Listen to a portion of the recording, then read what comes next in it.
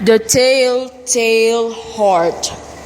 True, nervous, very, very dreadfully nervous. I had been and but why will you say that I am mad? The disease had sharpened my senses, not destroyed, not dulled them. Above all was the sense of hearing acute. I heard all things in the heaven and in the... It is impossible to say how first the idea entered my brain, but once conceived, it haunted me day and night. Object there was none, passion there was none. I loved the old man. He had never wronged me. He had never given me insult. For his gold I had no desire. I think it was his eye.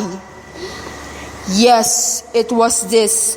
One of his eyes resembled that of a vulture, a pale blue eye with a film over it.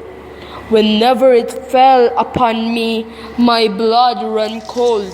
And so now this is the point. You fancy me mad. Madmen know nothing, but you should have seen me. You should have seen how wisely I proceeded, with what caution, with what foresight, with what dissimulation I went to work. I was never kinder to the old man than during the whole week before I killed him. And every night about midnight I turned the latch of his door and opened it, oh so gently. And then, when I had made an opening sufficient, would a madman have been so wise as this? And then when my head was well in the room, I undid the lantern cautiously. Oh, so cautiously, cautiously. I undid it, just so much that a single thin ray fell upon the vulture eye.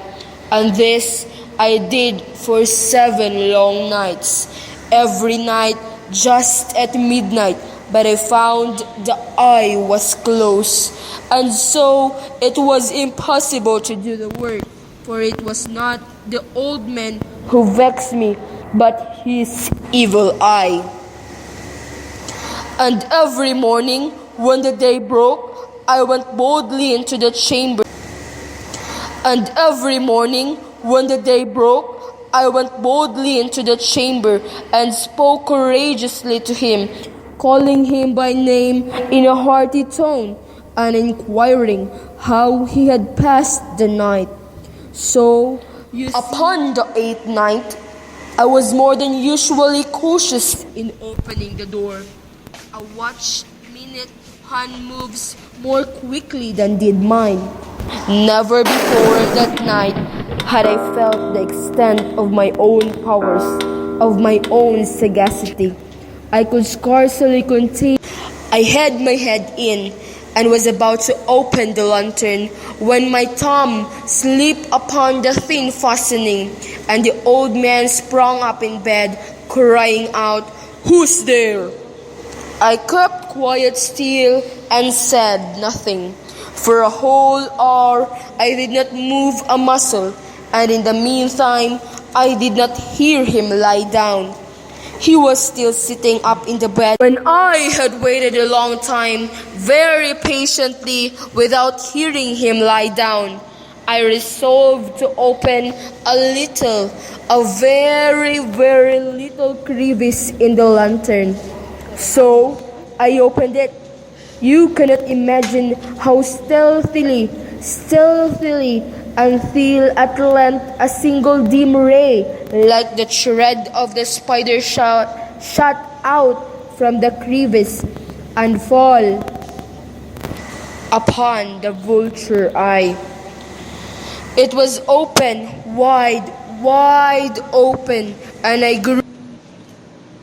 And now, at the dead hour of the night, amid the dreadful silence of that old house, so strange a noise as this excited me to uncontrollable terror.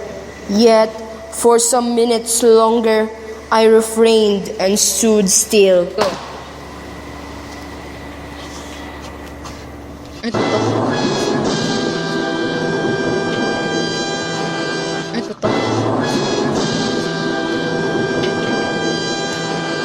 In an instant, I dragged him to the floor and pulled the heavy bed over him. I then smiled gaily to find the deed so far done. A shriek had been heard by a neighbor during The night, suspicion of foul play had been aroused. Information had been lodged at the police office, and they had been deputed on search the premises. I smiled, for when I had made an end of these labors, it was 4 o'clock, still dark as midnight. As the bell sounded the hour, there came a knocking at the street door. I went down to open it with a light heart, for what had I now to fear?